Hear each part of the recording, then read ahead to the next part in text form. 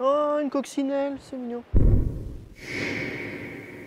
Bienvenue sur Automoto. En cette fin d'année, le Losange accélère l'électrification de sa gamme en révélant les contours d'un prochain modèle, un futur à très court terme puisque le modèle qui découlera de ce concept car est attendu dès 2021. Après Twizy, Twingo et Zoé, sans oublier de multiples utilitaires, un nouveau produit 100% électrique s'apprête à garnir le catalogue de Renault. En mars 2020, le concept car Morphose l'avait déjà prédit à travers son soubassement modulable, baptisé CMF EV, entièrement dévolu aux véhicules électriques. Cette toute nouvelle base technique trouvera sa première application en grande série au premier semestre 2021 via le SUV familial Nissan Ariya, 4,60 m de long, qui aura la lourde tâche de s'opposer au Tesla Model Y et Volkswagen ID.4.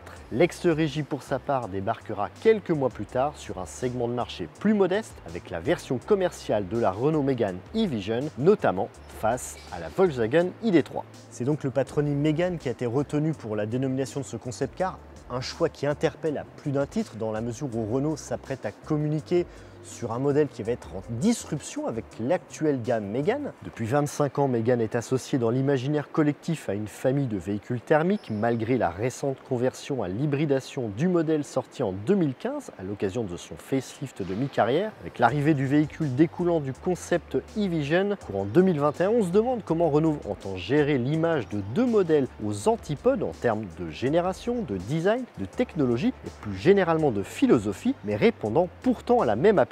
Le fossé séparant ces deux Mégane risque de brouiller leur positionnement respectif auprès du grand public, sans parler du coup de vieux dont pourrait souffrir l'actuel compact. L'autre point d'interrogation sur ce nom de baptême Mégane, c'est par rapport à son gabarit. Elle est très courte, seulement 4,21 m, donc elle est plutôt sur le terrain d'un Renault Captur qui est même un poil plus grand, 4,23 m.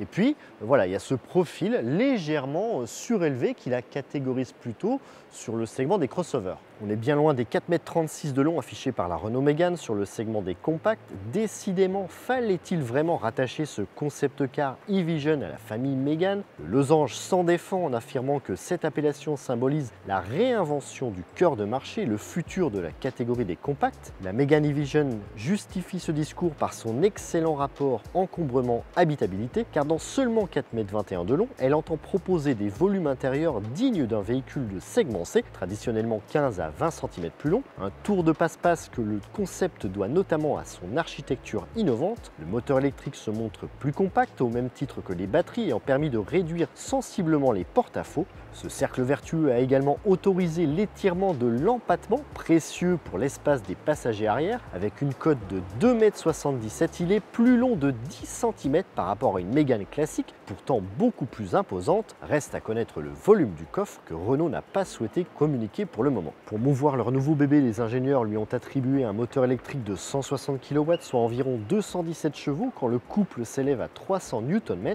Charge à sa batterie de 60 kWh de l'alimenter, associé à un chargeur de 130 kW. Malheureusement, Renault demeure encore une fois évasif quant à l'autonomie promise, le constructeur se contentant d'évoquer un rayon d'action amplifié. Enfin, côté style, la Renault Mégane e-Vision ne dévoile aucune image d'habitacle. Sa silhouette extérieure reprend de nombreux éléments stylistiques inaugurés par le concept Morphose quelques mois auparavant. On distingue particulièrement sa fine calandre intégrant les optiques principales et au centre de laquelle le losange empiète largement. Sous les phares, l'habituelle signature lumineuse en forme de C pioche plus loin dans l'alphabet au profit d'un S surplombant de grandes écopes d'un jaune métallisé. On retrouve cette teinte sur les montants avant ainsi que sur le toit. Sur les flancs, on note l'apparition d'une troisième vitre latérale inhabituelle sur une Mégane afin d'améliorer la luminosité à bord. En poupe, le bandeau de feu brille par sa finesse afin de parachever cette silhouette élégante mettant en valeur des lignes douces.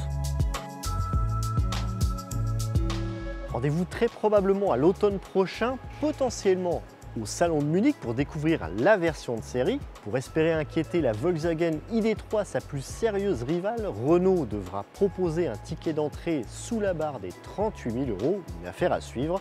En attendant, je vous invite toujours à nous suivre sur nos chaînes YouTube et Dailymotion. À bientôt.